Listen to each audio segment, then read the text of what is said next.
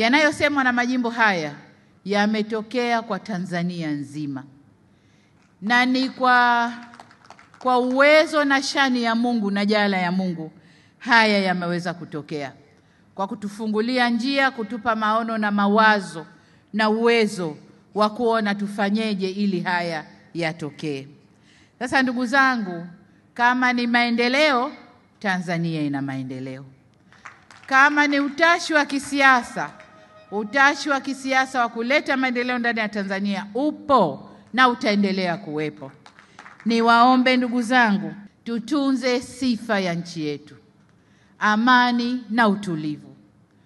Tulete utulivu wa kisiasa, nchi yetu ibakie kuwa na amani, ili tusilazimishe vyombo hivi vya ulinzi na usalama kufanya mengine.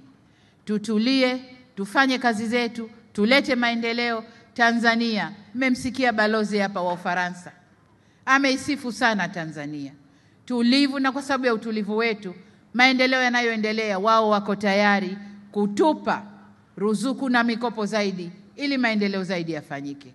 Tukianza kutawanyana hapa, hakuna litakalofanyika, na hili ndilo wengine wanapenda litokee. Niwaombe sana ndugu zangu, tuweke sifa ya nchi yetu. Tanzania ni salama, twende tukakae salama.